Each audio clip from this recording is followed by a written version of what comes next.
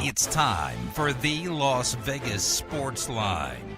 Brought to you by the Golden Nugget with sports director Tony Miller. Money won is twice as sweet as money earned. Presented by WagerTalk.com. Here we go. It's the Friday edition of the Las Vegas Sportsline. Happy to have you with us as we head into the first of the bowls. The bowl season is underway in college football, but of course lots of NFL to talk about. An amazing game last night. We'll have Kelly Stewart with us later on. We will have Tony Miller from the Golden Nugget on in a little bit. We're seeing a little bit of separation now at the very top of the contest, the Ultimate Football Challenge. Somebody has kind of moved out to a little bit of a lead. Teddy Covers is here. Ted Savransky, Mark Seidel's at the controls. And our special guest today, John Lyons from Lyons Physical Therapy. You hear the LPT play of the day every day. And we've got John in studio with us for a little bit today. What's going on, big guy? How are you? I'm well, Dave. Thanks for having me. Appreciate it. It's a pleasure. So last night, this was fun. I mean, never in doubt. No, boy, oh boy. I mean, the money changing hands at the end of that game was enormous. And guys, this was a really exciting finish. This is a sign of things to come for the playoffs. I'm going to be glued to the TV, Teddy. And I'm going to be taking the points. Oh, boy. I mean, if you want to talk controversial flags, they were all over the place. If you want to talk drama, it was there from the opener to the close. And obviously, the Chargers not only scoring the late touchdown with the fourth down conversion on their final drive with no timeouts, putting the ball in the end zone, and then the decision to go for two. Not and as a bettor with a Chargers ticket in my pocket, you loved it obviously, because then you can't, you're not likely to lose that wager. And in fact, if you didn't have money line, you're actually rooting for them to miss the 2-point conversion. So that way the Chiefs aren't going to try to do anything on the last play, and that's that. But even with that, I thought the decision was right. I didn't trust the Chargers defense to stop Patrick Mahomes in overtime, just the way they couldn't stop him during the game. That guy's unreal. John, you had a -3 ticket, so you did not think the decision to go for two was right, I assume. Well, correct. I thought I had a winner in my pocket coming down late in the fourth quarter, but that's the way it rolls. It was great, entertaining game to watch, though. Absolutely, it was a lot of fun. Who's the best team? Who is the better team? Do you think of those two? John, what do you? I mean, if those two teams are meeting, we'll forget the home field advantage for now. I mean, if they meet again, it's probably going to be in Kansas City. But which team do you think is the stronger team? That's a hard one to say. Kansas City's defense, they're not very strong, and I would like down the wire Phillip Rivers' experience. Even though he hasn't won a lot in the playoffs, he's just been in a lot of important games. I think I'd have to go with him. And it's funny because you lost last night, and now you're respectful of Rivers. I won with Rivers last night, and I got my win. If those two teams meet a third time, I'll be on Kansas. I would be shocked if I wasn't on Kansas City. But I thought the short turnaround last night was going to hurt the Chiefs because their playmakers weren't healthy, and it didn't matter. Mahomes still shredded that Chargers defense. Oh, look, they're up. And how many sacks did they have? They had an endless number of sacks on Rivers. Rivers was under pressure all night. So for all the criticism of that Chiefs defense, they made some blunders at the end, some referee-aided blunders. Make no mistake about it. If you had a Chargers ticket, you got the benefit of some very key calls down the stretch in that ball game. But I don't know that there's going to be even the elite defenses aren't shutting down Kansas City, and I think an elite defense will shut down L.A. So we're going to have a bunch of teams in the playoffs. 12. And, exactly. Well, yeah, and you can probably throw out a couple of them. But I think you're looking right now, maybe it's just my opinion, but I think you're looking at maybe 8 teams that can win the whole thing at this point. I mean, this could be one of the best playoffs we've seen in a long time because there's just not much separation, guys. Well, we keep on looking at, who's at the top. And, all right, you have the Saints at the top. You have the Rams at the top in the NFC. And in the AFC. But they're both beatable. Exactly. And in the AFC, it's been the Chiefs and the Patriots and the Steelers, who are all beatable. And then you look at the teams that second tier, the Dallases of the world, who we weren't thinking about seriously a month ago. And now, you look at Dallas, you say, yeah, you better think about that team seriously. You look at a squad, I don't know, Indy, from the AFC, who was 1-5. Who's talking about Indy? And you look at them now, you say, hey, they're over the last 5 weeks, they're top 10 offense, top 10 defense.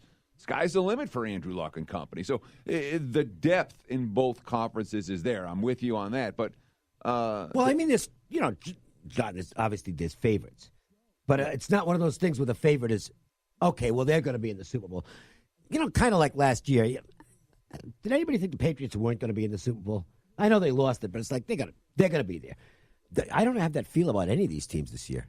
No, I don't either. I think this is one of those years where when the right team gets hot, they can, whether it be a wild card team, they can make a strong run. I don't see one predominant favorite at all. It makes it kind of like golf. There's no predominant favorite out there right now, and I'm morphing to golf for a moment because you did something that I jealous. This is one of the bucket list deals that's not going to get done because I'm not playing anymore. You got to play Pebble Beach. I did. This early November with some good friends, we took a trip to Pebble Beach and played Spanish Bay, Pebble Beach, and Spyglass. Some of the most amazing golf and country, for that matter, that I've ever laid eyes on. Pebble Beach is just a beautiful place. It's a golfer's paradise. And you're walking down fairways. Correct. Where every famous golfer basically who's ever played the game, and pretty much because of the Pro-Am that's been there for so long, every famous celebrity who plays golf has walked down those fairways. I mean, that to me is cooler than Augusta. That would be my St. Andrews. Rather than Augusta, it would be Pebble Beach. I mean, there's just, I know it's not as old, but it's as famous. Oh, it's the memorabilia there is amazing to see, from the pro golfers to some of the celebrities there, and some of the restaurants inside Pebble Beach. It's really amazing to see some of the pictures they have. I mean, going back, that course was built in 1919, and some of the memorabilia they have there is just amazing. You can walk around that place for hours and hours, and your jaw just drops. It's beautiful, beautiful place. How'd you hit him? I actually played pretty good at Pebble Beach. I birdied number 7, the little postage stamp par 3. I think I ended up shooting 81, which pretty good. I'm taking the over 81. Over 81 and a half. I'm a 5 handicap, so that's within the realm of possibility. So played some decent golf there. It was a lot of fun, and the beautiful thing up there, sometimes you have the ability to actually walk the course and have a caddy carry for you, so you can take it all in. All right. So when we know Lions Physical Therapy deals with all kinds of injuries. And we're in fact recorded some spots today where we'll be able to share a little knowledge with you, and we'll drop those in periodically through on the show whenever they're edited. But I want to talk about golf injuries for a moment.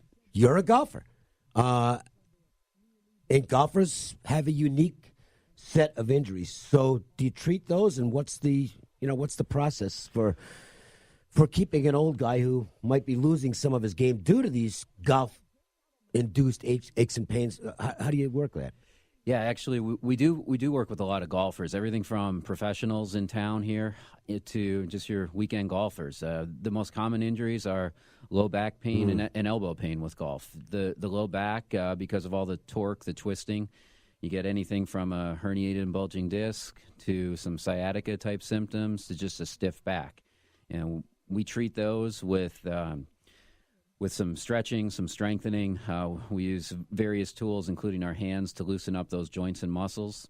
A real common one, which it actually has a diagnosis based on golf, is called golfer's elbow, which is a lateral epicondylitis. In layman's terms, it's an irritation to some of the tendons on your elbow just from swinging so many times. So if you're shooting in the hundreds, you're using your arm a lot more. And we will treat those. We'll decrease the inflammation, decrease the pain, and get the golfer back on the course as soon as possible. We also try to educate the patient or the golfer on don't overdo it and how much practice they should or shouldn't be doing. All right. Let people know a little more information about the facility, Twitter, just general information where if somebody is ready to do something to make themselves feel better, especially if they're coming out of surgery or had a car accident, where they can get in touch with you. Sure, absolutely. Website is lionsptlv.com. We're on the corner of Rancho and Alta. We handle all orthopedic injuries. You can find us on Facebook at LionsPTLV, also Twitter and Instagram, LionsPTLV. All our information's there, all the injuries we treat. And I'm an idiot when it comes to this stuff. The insurance end of things, how does that work? Sure. We're a provider for almost every health insurance. We treat Medicare patients. We treat all commercial insurances. We take Medicaid insurance. We'll work with attorneys on car accidents, also workers' compensation injuries. So pretty much treat it all. And if you got a Plan B, which you should have if you have Medicare, and if you're in my age group, this is something where you don't have to sweat going broke. Correct, yeah, and absolutely. And you can call our office to get all that information, and that's at 476-0222. Good to see you, man. Good to see you as well, Dave. And Thanks by for the having way, John shared some information with me. Is this for public consumption already? Is the Spanish Trails information? Yeah, we can go public with that, Okay, Dave. this is good. My favorite restaurant of all time. It is my favorite restaurant of all time is Andre's, which is no longer around in downtown Las Vegas. For those of you who've been around town for a while, you know what I'm talking about. It was amazing. And Andre Rochefort, the owner and chef, I don't know where he is right now. I just found out. Yeah, Dave, rumor has it, and by rumor it's a fact, as of New Year's Eve, he'll be taking over as head chef at Spanish Trail Country Club. Time to get a membership. John, good to see you, man. Dave, thanks for having me. Appreciate it. Great seeing you. Time for us to get into tonight's schedule. 1, 2, 3 into the 4. Put the fours up. Put the fours up, I said. Do it right now. Tonight's action is just around the bend, and the guys want to get your night off to a great start. 4. It's the Las Vegas Sportsline's 4 at 4. Not 1, not 2, not 3, but 4. Unbelievable. All right, here we go. It's brought to you by MJ Christensen Diamonds at Boca Park, their one and only location. And if you haven't done your Christmas shopping yet, shame on you. But you can get down there and get something special for your significant other, well, for someone you're trying to impress, or even for a business associate. They've got a wide array of great items, designer jewels, and some spectacular sales going on a daily basis, up to 60% off on specific designers. Check it all out at MJ Christensen. Let's start with Pacers and 76ers. That is an actual early game. 76ers obviously the favorite in this one, Teddy. Yeah, I don't know if I'm stepping in front of Indiana right now, though. The Pacers are hot.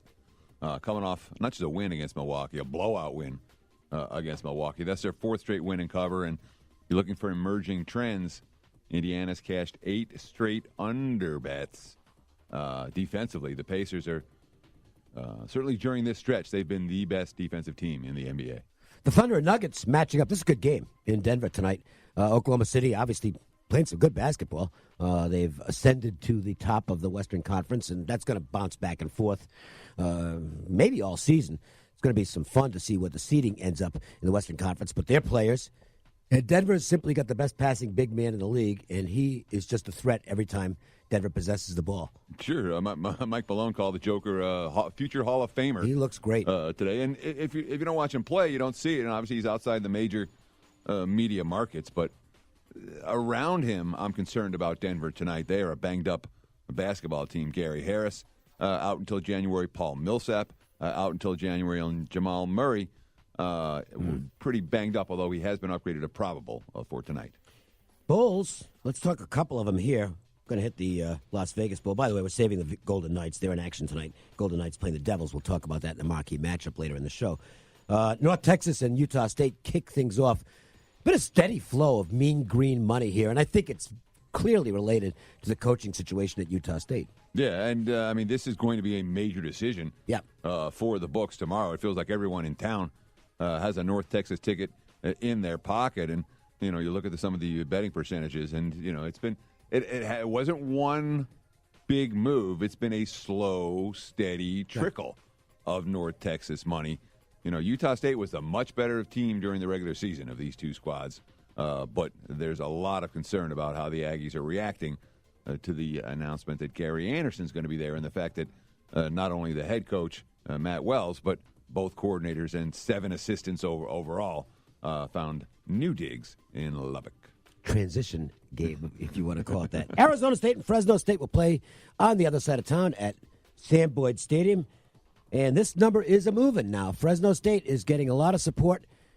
I happen to agree with that. And another player now missing for Arizona State. One of their outstanding freshmen on defense is not going to be playing. Of course, N'Keal Harry, has decided not to play in this game as he's He doesn't want to take any chances. He's going to be a first-round draft pick. He could be the first wide receiver